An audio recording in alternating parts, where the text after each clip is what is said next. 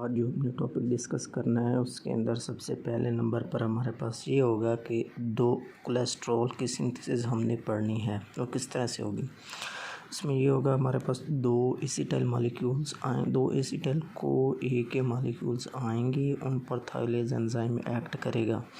उस पे एक्ट जब करेगा तो असीटो एसिटाइल को ए बन जाएगा। अब असीटो एसिटाइल को ए पे क्या होगा, हमारे पास एक और एसिटाइल को ए हम इसमें ऐड करेंगे। ठीक है, हमें पता है एसिटाइल को ए दो कार्बन कंपाउंड मॉलिक्यूल होता है, तो हमारे पास चार कार्बन कंपाउंड बन जाएगा। कौन सा, असीटो एसिटाइल को ए। अब असीटो एसिटाइल को ए पर एक और मॉलिक्यूल ऑफ द को ए एक्ट करेगा, जिस पर एक एंजाइम HMA को ए सिंथेज जो होगा उस पर को कैटालाइज कर होगा, हमारे पास HMG को ए बन जाएगा, जो कि हमारे पास 6 कार्बन कंपाउंड है। ठीक है, 3 हाइड्रोक्सी 3 मिथाइल ग्लूटाराइल को ए बन जाएगा। अब ये हमारे पास था एक इनिशियल स्टेप, यहाँ पे हमने HMG को ए बनाना होता है, और ये सेम होता है जिस तरह हमारे पास कीटोन बॉडी की सिंथेसिस में होता है, बिल्कुल इसी तरह ये इसके अंदर भी आ रहा होता है। उसके बाद अगले नंबर पर क्या होगा उसके बाद हमारे पास HMG को ए बना था। अब HMG को ए पर हमारे पास HMG को ए रिडक्टेज एक्ट करेगा, जो कि इसकी रिडक्शन करवाएगा और यहाँ पे हमारे पास दो molecules of the NADPH use होंगे और हमारे पास मेवेलोनेट बन जाएगा। अब मेवेलोनेट भी हमारे पास एक 6 कार्बन कंपाउंड होता है। ये हमारे पास थे इनिशियल कंपाउंड।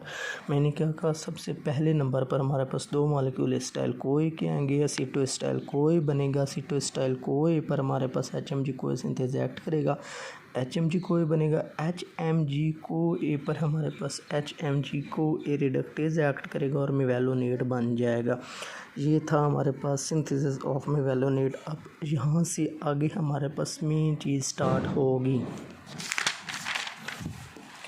अब वो मेन चीज़ हमारे पास भला क्या है, अब हमारे पास जो मेवेलोनेट था, अब उस मेवेलोनेट पर हमारे पास क्या होगा, दो स्टेप रिएक्शन होगा, जिसमें हमारे पास दो molecules of the ATP use होंगे और काइनेजेस इसमें यूज़ होंगे, बिकॉज क्योंकि हमने इसमें फास्फोराइलेशन करवानी है। मेवेलोनेट हमारे पास था, वो आगे हमारे पास कन्वर्ट हो गया 5 पायरोफॉस्फो मेवेलोनेट के अंदर। वो किसके अंदर कन्वर्ट हो गया, 5 पायरोफॉस्फो मेवेलोनेट के अंदर कन्वर्ट हो गया।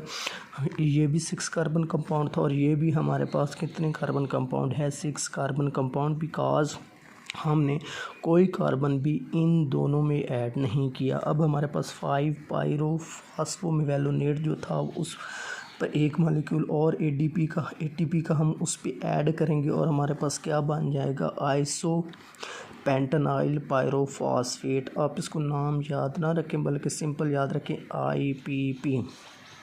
हमारे पास क्या बन जाएगा, IPP बन जाएगा। अब IPP जो होगा उस पर क्या होगा हमारे पास basically 3 molecules of the IPP बनेंगे। ठीक है, वो आगे हम डिस्कस करेंगे कि 3 मॉलिक्यूल्स कहाँ कहाँ पे यूज़ होंगे। उनमें से जो पहला होगा हमारे पास IPP, वो हमारे पास आइसोमराइजेशन में जाएगा और DPP बनाएगा, डाई मिथाइल एलाइल पायरोफॉस्फेट बना देगा। उसके हमारे पास क्या हो जाएगी, आइसोमराइजेशन हो जाएगी। 5 कार्बन कंपाउंड वो भी था और 5 कार्बन कंपाउंड ये भी है, यानी कि IPP हमारे पास जो एक था हमारे पास उसमें कि हमने आइसोमराइजेशन करवाई और आइसोमराइजेशन से हमारे पास DP बन गया। ठीक है, एक मॉलिक्यूल IPP का यहाँ पे यूज़ हो गया, बाकी हमारे पास 2 मॉलिक्यूल्स ऑफ द IPP बच गए।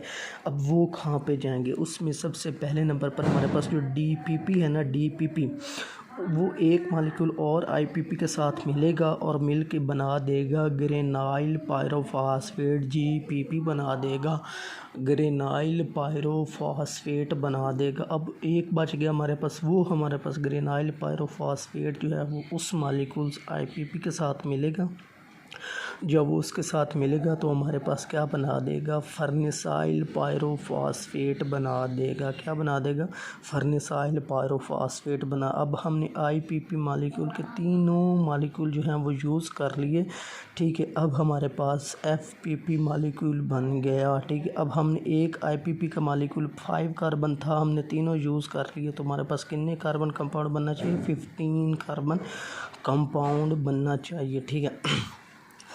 अब हमारे पास ये है एक 15 कार्बन कंपाउंड कौन सा, फर्नेसाइल पायरोफॉस्फेट बन गया। हमने बनाना है कोलेस्ट्रॉल जो कि 27 कार्बन कंपाउंड है, ठीक है। इसमें हमने क्या करना, अब 2 मालिक्यूल ऑफ द फर्नेसाइल पायरोफॉस्फेट मिलेंगे, किसकी मौजूदगी में, NADPH की मौजूदगी में। एंजाइम कौन सा होगा, स्क्वालिन सिंथेज होगा, क्योंकि हमने किसको सिंथेसिस करना है, स्क्वालिन को सिंथेसिस करना है, तो वही एंजाइम इसके अंदर आएगा और स्क्वालिन बन जाएगा हमारे पास ठीक है। अब हमारे पास जब स्क्वालिन बन गया तो उस स्क्वालिन जो है वो हमारे पास उसको ऑक्सीजन ऐड होगी, और इसके अलावा स्क्वालिन मोनो ऑक्सीजनेज, क्योंकि एक मालिक्यूल हमने ऑक्सीजन का ऐड किया जो कि हमारे पास रिड्यूस्ड होकर वाटर बना देगा, और NADPH की मौजूदगी में हमने एक एंजाइम लैनोस्टिरोल सिंथेस, यानी कि हमने लैनोस्टिरोल को बनाना है, उसकी सिंथेसिस करनी है, तो इसलिए एंजाइम होगा लैनोस्टिरोल सिंथेज। तो उसकी मौजूदगी हमारे पास क्या बन जाएगा, लैनोस्टिरोल, जो कि हमारे पास 30 कार्बन कंपाउंड है। अब यहाँ पे आगे मेजर 3 से 4 स्टेप और आ जाते हैं, वो 3 से 4 स्टेप्स जो होते हैं ना, वो क्या करते हैं, हमारे पास लैनोस्टिरोल को वो कन्वर्ट कर देते हैं कोलेस्ट्रॉल के अंदर। तो ये हमारे पास इस तरह कोलेस्ट्रॉल फाइनली बन जाता है 27 carbon compound. In this way हमारे पास कोलेस्ट्रॉल की सिंथेसिस जो होती है वो टेक प्लेस होती है। Thank you for watching.